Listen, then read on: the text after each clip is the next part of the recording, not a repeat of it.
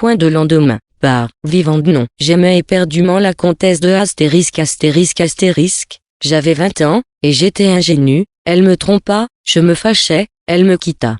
J'étais ingénu, je la regrettais, j'avais 20 ans, elle me pardonna, et comme j'avais 20 ans, que j'étais ingénu, toujours trompé, mais plus quitté, je me croyais l'amant le mieux aimé, partant le plus heureux des hommes. Elle était amie de T, qui semblait avoir quelques projets sur ma personne, mais sans que sa dignité fût compromise. Comme on le verra, Madame de T avait des principes de décence, auxquels elle était scrupuleusement attachée. Un jour que j'allais attendre la comtesse dans sa loge, je m'entends appeler de la loge voisine. N'était-ce pas encore la décente Madame de T? Point d'interrogation. Quoi? Déjà? Me dit-on. Quel désœuvrement! Venez donc près de moi. J'étais loin de m'attendre à tout ce que cette rencontre allait avoir de romanesque et d'extraordinaire. On va vite avec l'imagination des femmes, et dans ce moment, celle de Madame de T fut singulièrement inspirée. Il faut, me dit-elle, que je vous sauve le ridicule d'une pareille solitude, puisque vous voilà, il faut. L'idée est excellente. Il semble qu'une main divine vous ait conduit ici. Auriez-vous par hasard des projets pour ce soir? Il serait vain, je vous en avertis, point de question, point de résistance. Appelez mes gens. Vous êtes charmant. Je me prosterne. On me presse de descendre, j'obéis. Allez chez monsieur, dit-on à un domestique, avertissez qu'il ne rentrera pas ce soir. Puis on lui parle à l'oreille, et on le congédie. Je veux hasarder quelques mots, l'opéra commence, on me fait taire, on écoute, ou l'on fait semblant d'écouter. À peine le premier acte est-il fini, que le même domestique rapporte un billet à Madame de T, en lui disant que tout est prêt. Elle sourit, me demande la main, descend, me fait entrer dans sa voiture, et je suis déjà hors de la ville, avant d'avoir pu m'informer de ce qu'on voulait faire de moi. Chaque fois que je hasardais une question, on répondait par un éclat de rire. Si je n'avais bien su qu'elle était femme à grande passion, et que dans l'instant même elle avait une inclination dont elle ne pouvait ignorer que je fusse instruit, j'aurais été tenté de me croire en bonne fortune. Elle connaissait également la situation de mon cœur, car la comtesse de astérisque était, comme je l'ai déjà dit, l'amie intime de Madame de T. Je me défendis donc toute idée présomptueuse, et j'attendis les événements. Nous relayâmes, et repartîmes comme l'éclair. Cela commençait à me paraître plus sérieux. Je demandai avec plus d'instance, jusqu'où me mènerait cette plaisanterie. Elle vous mènera dans un très beau séjour, mais devinez où? Oh! Je vous le donne en mille. Chez mon mari. Le connaissez-vous? Pas du tout. Je crois que vous en serez content, on nous réconcilie. Il y a 6 mois que cela se négocie, et il y en a un que nous nous écrivons. Il est, je pense, assez galant à moi d'aller le trouver. Oui, mais, s'il vous plaît, que ferais-je là, moi? À quoi puis-je être bon? Ce sont mes affaires. J'ai craint l'ennui d'un tête-à-tête, vous êtes aimable, et je suis bien aise de vous avoir. Prendre le jour d'un raccommodement pour me présenter, cela me paraît bizarre. Vous me feriez croire que je suis sans conséquence. Ajoutez à cela l'air d'embarras qu'on apporte à une première entrevue. En vérité, je ne vois rien de plaisant, pour tous les trois dans la démarche que vous allez faire. Ah! Point de morale, je vous en conjure, vous manquez l'objet de votre emploi. Il faut m'amuser, me distraire, et non me prêcher. Je la vis si décidée, que je pris le parti de l'être autant qu'elle. Je me mis à rire de mon personnage, et nous devînmes très gais. Nous avions changé une seconde fois de chevaux. Le flambeau mystérieux de la nuit éclairait un ciel pur, et répandait un demi-jour très voluptueux. Nous approchions du lieu, où allait finir le tête-à-tête. On me faisait, par intervalles, admirer la beauté du paysage, le calme de la nuit, le silence touchant de la nature. Pour admirer ensemble, comme de raison, nous nous penchions à la même portière, le mouvement de la voiture faisait que le visage de Madame de T et le mien s'entretouchaient. Dans un choc imprévu, elle me serra la main, et moi, par le plus grand hasard du monde, je la retins entre mes bras.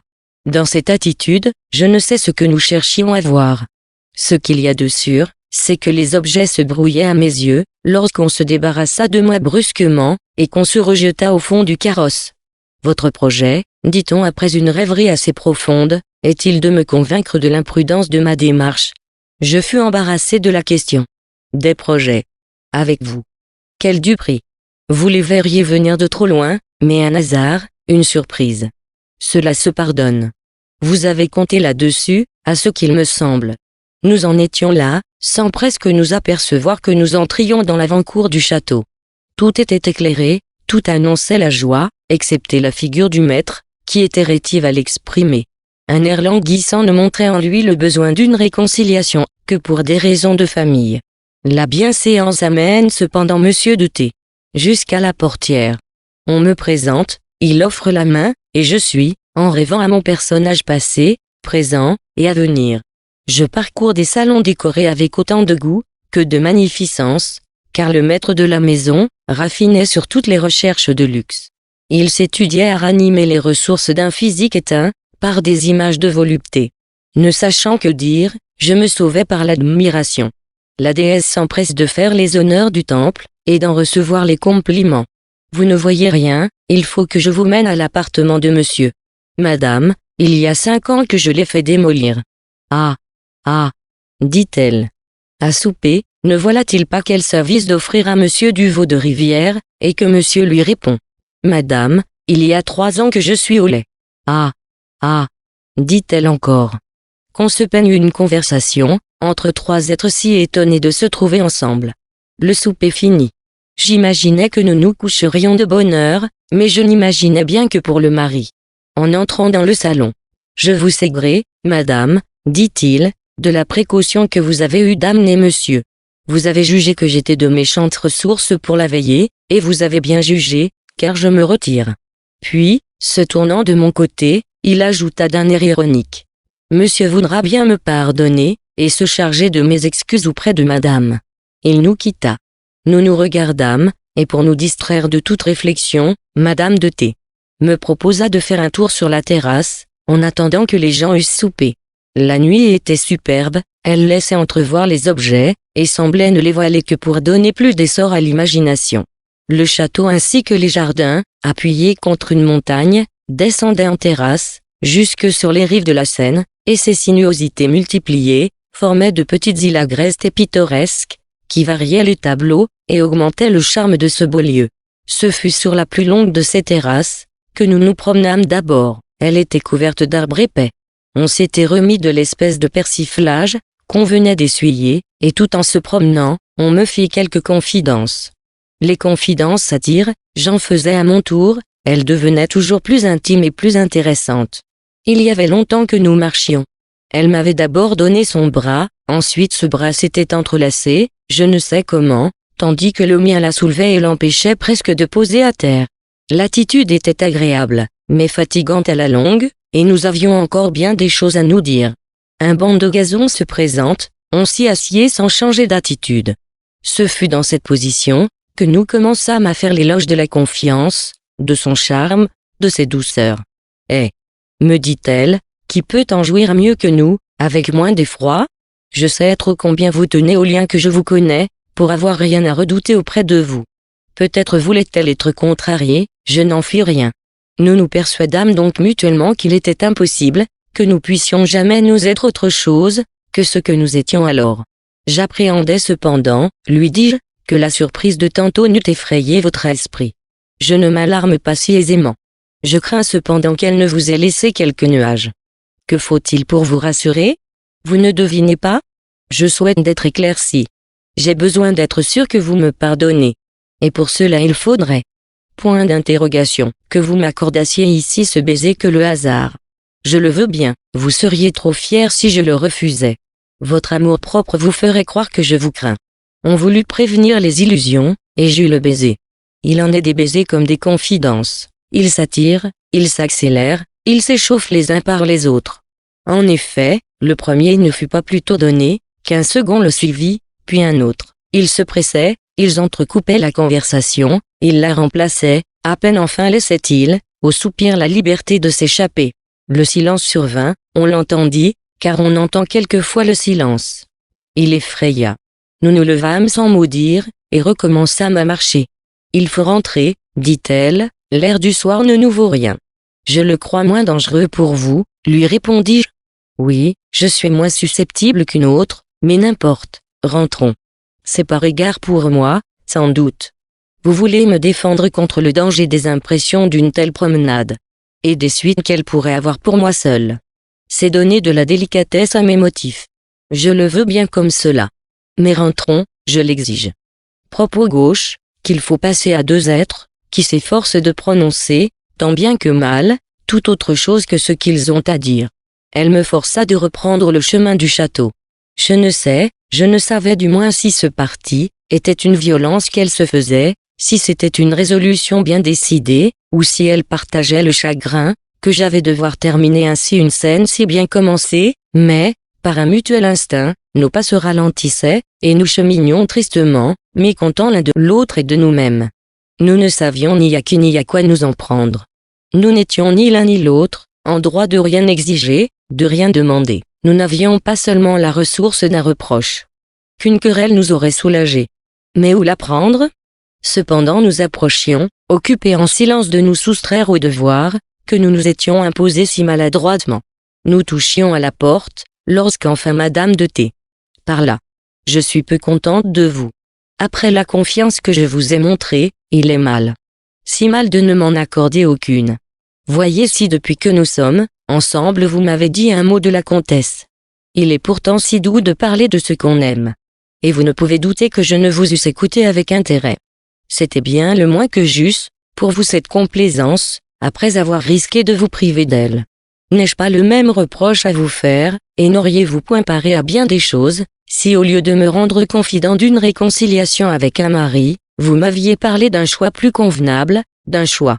Je vous arrête. Songez qu'un soupçon seul nous blesse. Pour peu que vous connaissiez les femmes, vous savez qu'il faut les attendre sur les confidences. Revenons à vous. Où en êtes-vous avec mon ami?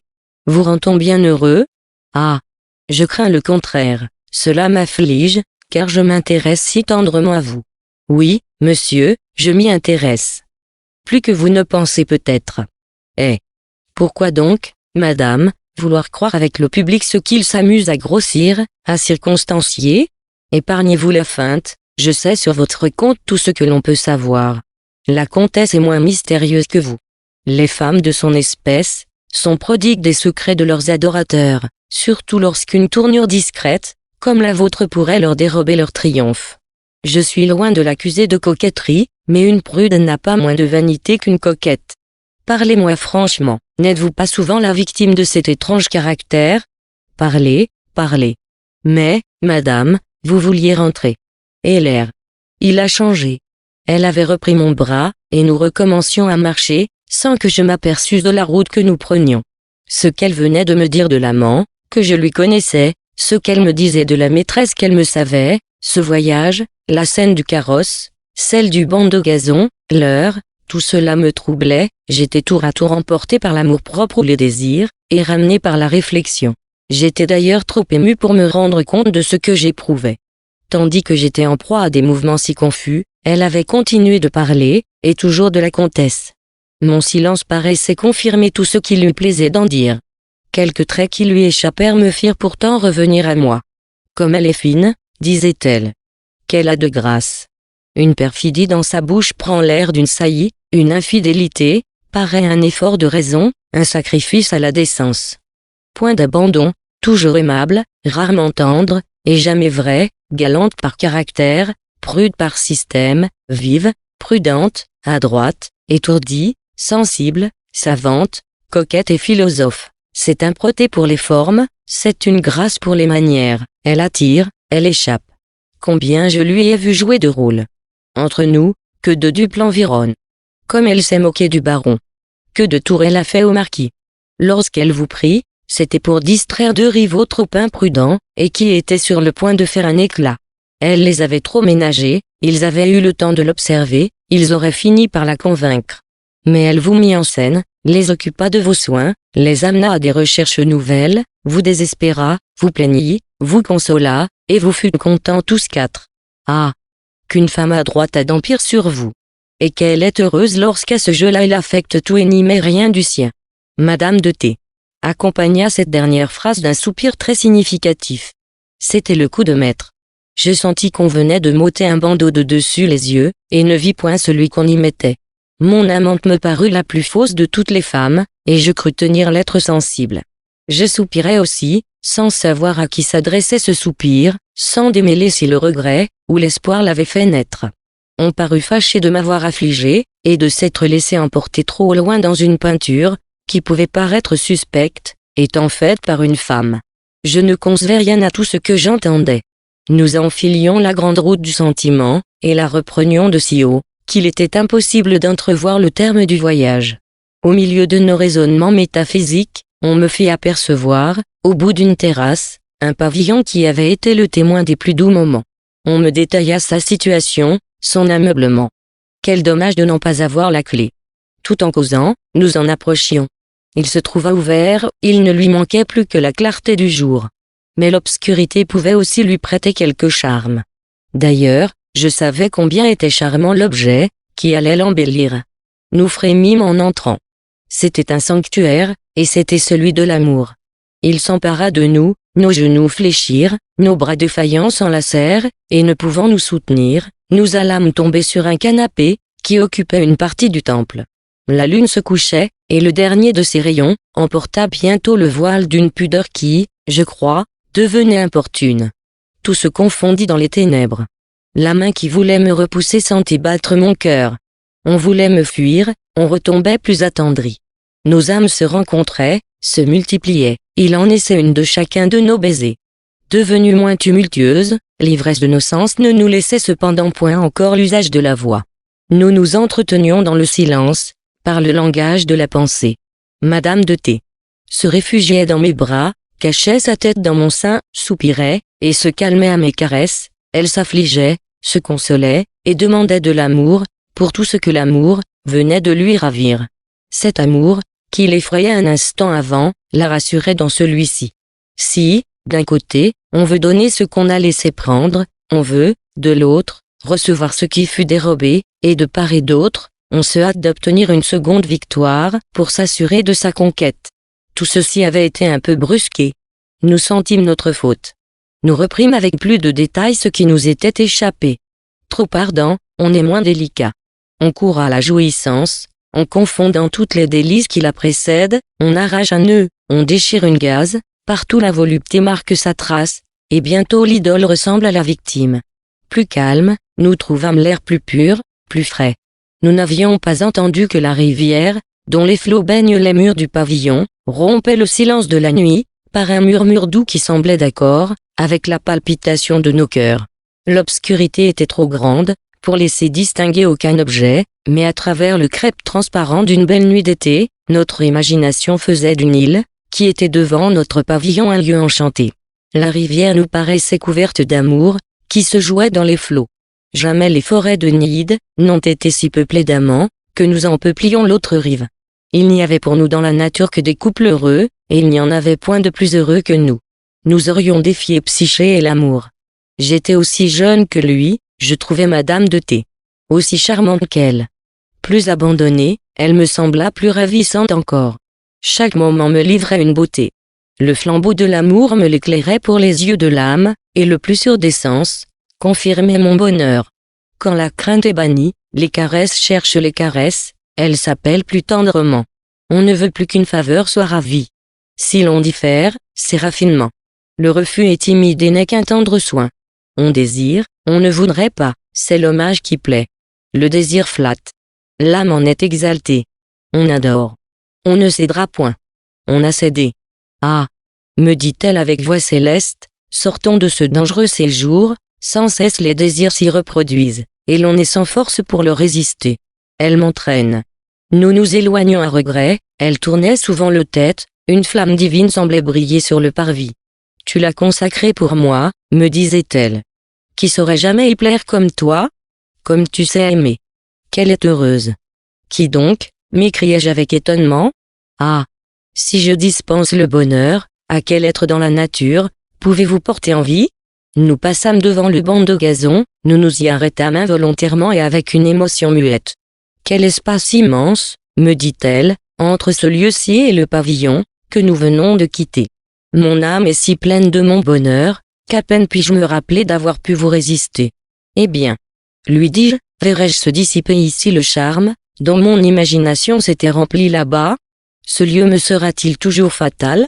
En est-il qui puisse l'être encore quand je suis avec toi? Oui, sans doute, puisque je suis aussi malheureux dans celui-ci, que je viens d'être heureux dans l'autre. L'amour veut des gages multipliés, il croit n'avoir rien obtenu tant qu'il lui reste à obtenir. Encore. Non, je ne puis permettre. Non, jamais. Et après un long silence. Mais tu m'aimes donc bien. Je prie le lecteur de se souvenir que j'ai 20 ans. Cependant la conversation changea d'objet, elle devint moins sérieuse. On osa même plaisanter sur les plaisirs de l'amour, l'analyser, en séparer le moral, le réduire au simple, et prouver que les faveurs n'étaient que du plaisir, qu'il n'y avait d'engagement, philosophiquement parlant, que ceux que l'on contractait avec le public, en lui laissant pénétrer nos secrets, et en commettant avec lui quelques indiscrétions. Quelle nuit délicieuse, dit-elle, nous venons de passer par l'attrait seul de ce plaisir, notre guide et notre excuse. Si des raisons, je le suppose, nous forçaient à nous séparer demain, notre bonheur, ignoré de toute la nature, ne nous laisserait, par exemple, aucun lien à dénouer. Quelques regrets, dont un souvenir agréable, serait le dédommagement. Et puis, au fait, du plaisir sans toutes les lenteurs, le tracas et la tyrannie des procédés. Nous sommes tellement machines, et j'en rougis, qu'au lieu de toute la délicatesse, qui me tourmentait avant la scène, qui venait de se passer, j'étais au moins pour moitié dans la hardiesse de ses principes, je les trouvais sublimes, et je me sentais déjà une disposition très prochaine à l'amour de la liberté. La belle nuit, me disait-elle. Les beaux lieux. Il y a 8 ans que je les avais quittés, mais ils n'ont rien perdu de leur charme, ils viennent de reprendre pour moi tout ce de la nouveauté. Nous n'oublierons jamais ce cabinet, n'est-il pas vrai? Le château en recèle un plus charmant encore, mais on ne peut rien vous montrer. Vous êtes comme un enfant, qui veut toucher à tout, et qui brise tout ce qu'il touche. Un mouvement de curiosité, qui me surprit moi-même, me fit promettre de n'être que ce que l'on voudrait. Je protestais que j'étais devenu bien raisonnable. On changea de propos. Cette nuit, dit-elle, me paraîtrait complètement agréable, si je ne me faisais un reproche.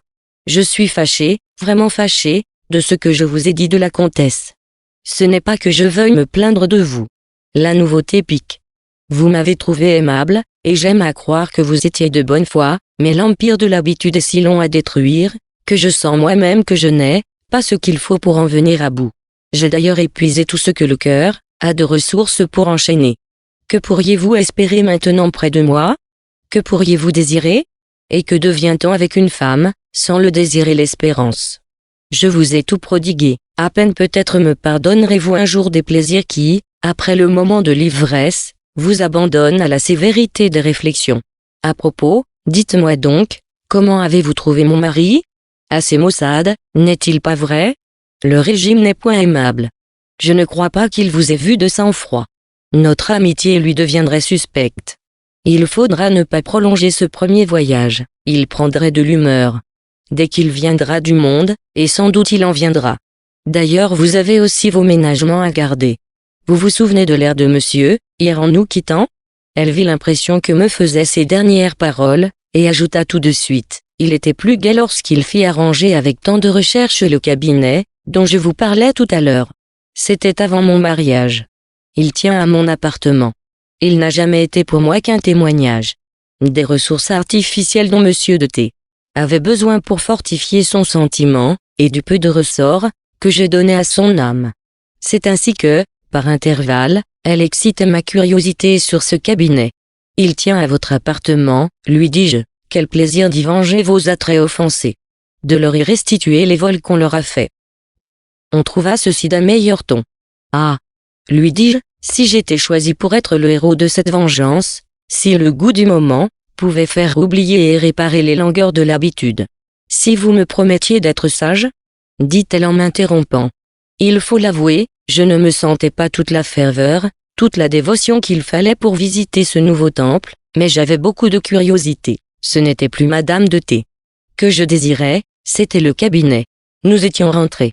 Les lampes des escaliers et des corridors étaient éteintes, nous errions dans un dédale. La maîtresse même du château en avait oublié les issues, enfin nous arrivâmes à la porte de son appartement, de cet appartement, qui renfermait ce réduit si vanté. Qu'allez-vous faire de moi, lui dis-je. Que voulez-vous que je devienne? Me renverrez-vous seul, ainsi dans l'obscurité? M'exposerez-vous à faire du bruit, à nous déceler, à nous trahir, à vous perdre? Cette raison lui parut sans réplique. Vous me promettez donc tout. Tout au monde. On reçut mon serment. Nous ouvrîmes doucement la porte, nous trouvâmes deux femmes endormies, l'une jeune, l'autre plus âgée. Cette dernière était celle de confiance, ce fut elle qu'on éveilla. On lui parla à l'oreille. Bientôt je la vis sortir par une porte secrète, artistement fabriquée dans un lambris de la boiserie. J'offris de remplir l'office de la femme qui dormait. On accepta mes services, on se débarrassa de tout ornement superflu. Un simple ruban retenait tous les cheveux, qui s'échappaient en boucles flottantes, on y ajouta seulement une rose, que j'avais cueillie dans le jardin, et que je tenais encore par distraction, une robe ouverte remplaça tous les autres ajustements.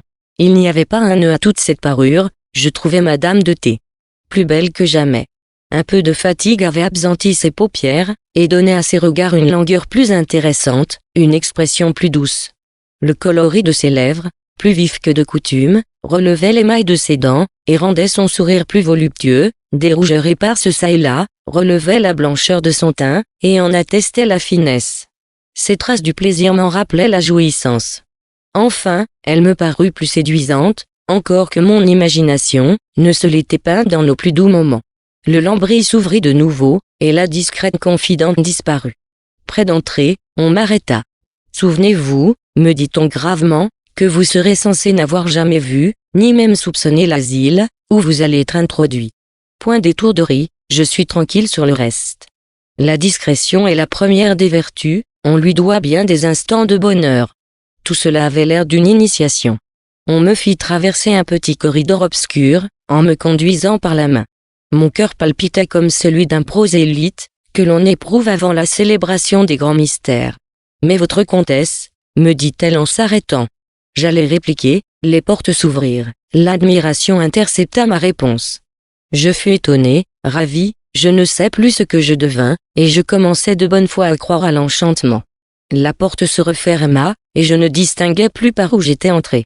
Je ne vis qu'un bosquet aérien qui, sans issue, semblait ne tenir et ne porter sur rien. Enfin je me trouvais dans une vaste cage de glace, sur lesquelles les objets étaient si artistement peints, que, répétés, ils produisaient l'illusion de tout ce qu'ils représentaient. On ne voyait intérieurement aucune lumière, une lueur douce et céleste pénétrait, selon le besoin que chaque objet avait d'être plus ou moins aperçu, des cassolettes exhalaient de délicieux parfums, des chiffres et des trophées, dérobaient aux yeux la flamme des lampes, qui éclairaient d'une manière magique ce lieu de délices.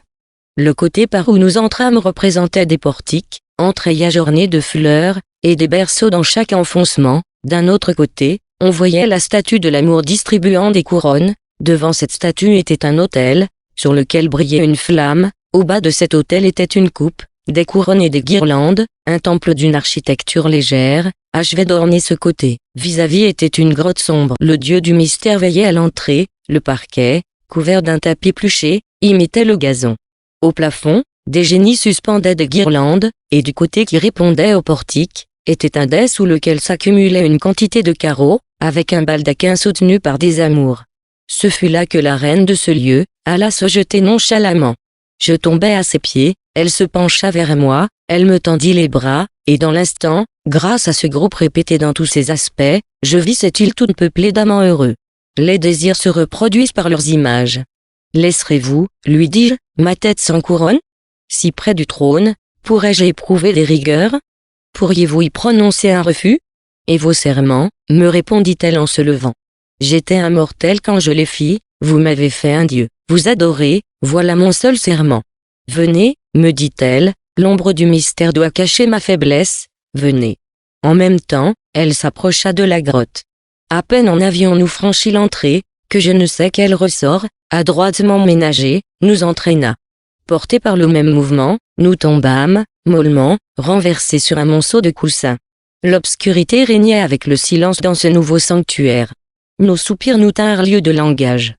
Plus tendres, plus multipliés, plus ardents, ils étaient les interprètes de nos sensations, ils en marquaient les degrés, et le dernier de tous, quelque temps suspendu, nous avertit que nous devions rendre grâce à l'amour. Elle prit une couronne qu'elle posa sur ma tête, et soulevant à peine ses beaux yeux humides de volupté, elle me dit « Eh bien, aimeriez-vous jamais la comtesse autant que moi ?» J'allais répondre, lorsque la confidente, en entrant précipitamment, me dit. Sortez bien vite, il fait grand jour, on entend déjà du bruit dans le château. Tout s'évanouit avec la même rapidité que le réveil détruit un songe, et je me trouvais dans le corridor, avant d'avoir pu reprendre mes sens. Je voulais regagner mon appartement, mais où l'aller chercher? Toute information me dénonçait, toute méprise était une indiscrétion. Le parti le plus prudent me parut de descendre dans le jardin, où je résolus de rester jusqu'à ce que je puisse rentrer avec vraisemblance d'une promenade du matin. La fraîcheur et l'air pur de ce moment calmèrent par degrés mon imagination, et en chassèrent le merveilleux. Au lieu d'une nature enchantée, je ne vis qu'une nature naïve. Je sentais la vérité rentrer dans mon âme, mes pensées naître sans trouble et se suivre avec ordre, je respirais enfin. Je n'eus rien de plus pressé alors que de me demander si j'étais l'amant de celle que je venais de quitter, et je fus bien surpris de ne savoir que me répondre. Qui m'eût dit hier à l'opéra, que je pourrais me faire une telle question? Moi qui croyais savoir qu'elle aimait éperdument, et depuis 2 ans, le marquis de... Moi qui me croyais tellement épris de la comtesse, qu'il devait m'être impossible de lui devenir infidèle. Quoi? Hier. Madame de T. Point d'exclamation. Est-il bien vrai? Aurait-elle rompu avec le marquis? M'a-t-elle pris pour lui succéder, ou seulement pour le punir? Quelle aventure! Quelle nuit! Je ne savais si je ne rêvais pas encore, je doutais, puis j'étais persuadé, convaincu, et puis je ne croyais plus rien. Tandis que je flottais dans ces incertitudes, j'entendis du bruit près de moi. Je levai les yeux, me les frottais, je ne pouvais croire. C'était... Qui? Le marquis. Tu ne m'attendais pas si matin, n'est-il pas vrai? Eh bien. Comment cela s'est-il passé? Tu savais donc que j'étais ici, lui demandai-je. Oui, vraiment, on me le fit dire hier au moment de votre départ. As-tu bien joué ton personnage? Le mari a-t-il trouvé ton arrivée bien ridicule? Quand te renvoie-t-on? J'ai pourvu à tout, je t'amène une bonne chaise, qui sera à tes ordres. C'est à charge d'autant. Il fallait un écuyer à Madame de T.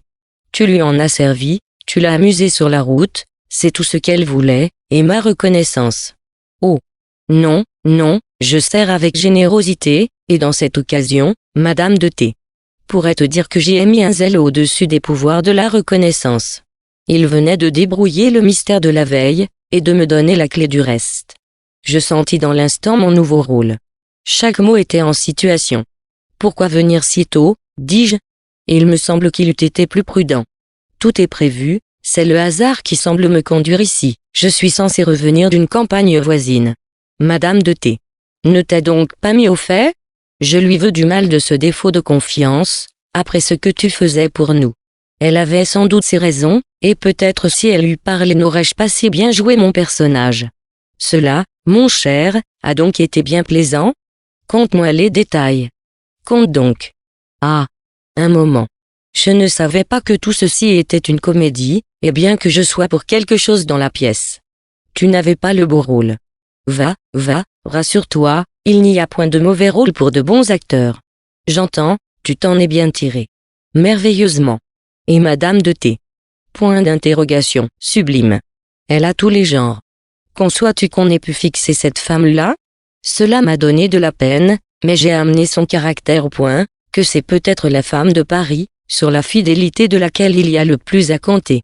Fort bien. C'est mon talent, à moi. Toute son inconstance n'était que frivolité, des règlements d'imagination, il fallait s'emparer de cette âme-là. C'est le bon parti. N'est-il pas vrai? Tu n'as pas d'idée de son attachement pour moi. Au fait, elle est charmante, tu en conviendras. Entre nous, je ne lui connais qu'un défaut, c'est que la nature, en lui donnant tout, lui a refusé cette flamme divine, qui met le comble à tous ses bienfaits. Elle fait tout naître, tout sentir, et elle n'éprouve rien. C'est un marbre. Il faut en croire, car moi je ne puis. Mais sais-tu que tu connais cette femme-là, comme si tu étais son mari? Vraiment, c'est à s'y tromper, et si je n'eusse pas soupé hier avec le véritable. À propos, a-t-il été bien bon? Jamais on n'a été plus mari que cela. Oh! La bonne aventure. Mais tu n'en ris pas assez, à mon gré. Tu ne sens donc pas tout le comique de ton rôle? Conviens que le théâtre du monde offre des choses bien étranges, qu'il s'y passe des scènes bien divertissantes. Rentrons, j'ai de l'impatience d'en rire avec Madame de T. Il doit faire jour chez elle. J'ai dit que j'arriverai de bonne heure. Décemment, il faudrait commencer par le mari. Viens chez toi, je veux remettre un peu de poudre. On t'a donc bien pris pour un amant?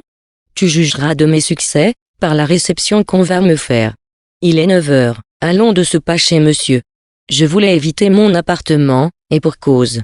Chemin faisant, le hasard m'y amena. La porte, restée ouverte, nous laissa voir mon valet de chambre, qui dormait dans un fauteuil, une bougie expirait près de lui. En s'éveillant au bruit, il présenta étourdiment ma robe de chambre au marquis, en lui faisant quelques reproches, sur l'heure à laquelle il rentrait. J'étais sur les épines, mais le marquis était, si disposé à s'abuser, qu'il ne vit rien en lui qu'un rêveur, qui lui apprêtait à rire. Je donnai mes ordres pour mon départ à mon homme, qui ne savait ce que tout cela voulait dire, et nous passâmes chez monsieur. On s'imagine bien qui fut accueilli. Ce ne fut pas moi, c'était dans l'ordre. On fit à mon ami les plus grandes instances pour s'arrêter. On voulut le conduire chez madame, dans l'espérance qu'elle le déterminerait. Quant à moi, on osait, disait-on, me faire la même proposition, car on me trouvait trop abattu pour douter que l'air du pays ne me fût pas vraiment funeste. En conséquence, on me conseilla de regagner la ville. Le marquis m'offrit sa chaise, je l'acceptai. Tout allait à merveille, et nous étions tous contents. Je voulais cependant voir encore madame de T. C'était une jouissance, que je ne pouvais me refuser. Mon impatience était partagée par mon ami, qui ne concevait rien à ce sommeil, et qui était bien loin d'en pénétrer la cause. Il me dit en sortant, de chez monsieur de T. Cela n'est-il pas admirable? Quand on lui aurait communiqué ses répliques, aurait-il pu mieux dire? Au vrai, c'est un fort galant homme, et, tout bien considéré, je suis très aise de ce raccommodement. Cela fera une bonne maison, et tu conviendras que, pour en faire les honneurs, il ne pouvait mieux choisir que sa femme. Personne n'était plus que moi pénétré de cette vérité. Quelque plaisant que soit cela, mon cher, Motus le mystère devient plus essentiel que jamais. Je saurais faire entendre à madame de T. que son secret ne saurait être en de meilleures mains. Crois, mon ami, qu'elle compte sur moi, et, tu le vois, son sommeil n'en est point troublé. Oh! Il faut convenir que tu n'as pas ton second pour endormir une femme. Et un mari, mon cher, un amant même au besoin. On avertit enfin qu'on pouvait entrer chez madame de T. Nous nous y rendîmes. Je vous annonce, madame, dit en entrant notre causeur, vos 2 meilleurs amis. Je tremblais, me dit madame de T. que vous ne fussiez parti avant mon réveil, et je vous sais gré d'avoir senti le chagrin que cela m'aurait donné. Elle nous examinait l'un et l'autre, mais elle fut bientôt rassurée par la sécurité du marquis, qui continua de me plaisanter. Elle en rit avec moi autant qu'il le fallait pour me consoler, et sans se dégrader à mes yeux. Elle adressa à l'autre des propos tendres, à moi d'honnête et descend badina, et ne plaisanta point. Madame, dit le marquis, il a fini son rôle, aussi bien qu'il l'avait commencé. Elle répondit gravement. J'étais sûr du succès de tout ce que l'on confierait à monsieur. Il lui raconta ce qui venait de se passer chez son mari. Elle me regarda, m'approuva, et ne rit point. Pour moi, dit le marquis, qui avait juré de ne plus finir, je suis enchanté de tout ceci. C'est un ami que nous nous sommes fait, madame. Je te le répète encore, notre reconnaissance. Eh, monsieur, dit madame de T. Brisons là-dessus, et croyez que je sens tout ce que je dois à monsieur. On annonça monsieur de T. Et nous nous trouvâmes tous en situation. Monsieur de T. m'avait persiflé et me renvoyait, mon ami le dupait et se moquait de moi, je le lui rendais, tout en admirant madame de T. qui nous jouait tous, sans rien perdre de la dignité de son caractère. Après avoir joui quelques instants de cette scène, je sentis que celui de mon départ était arrivé. Je me retirai, madame de T. me suivit, feignant de vouloir me donner une commission. Adieu, monsieur, je vous dois bien des plaisirs, mais je vous ai payé d'un beau rêve. Dans ce moment, votre amour vous rappelle, celle qui en est l'objet en est digne. Si je lui ai dérobé quelques transports, je vous rends à elle, plus tendre, plus délicat et plus sensible. Adieu, encore une fois. Vous êtes charmant. Ne me brouillez pas avec la comtesse. Elle me serra la main, et me quitta. Je montais dans la voiture qui m'attendait. Je cherchais bien la morale de toute cette aventure, et je n'en trouvais point.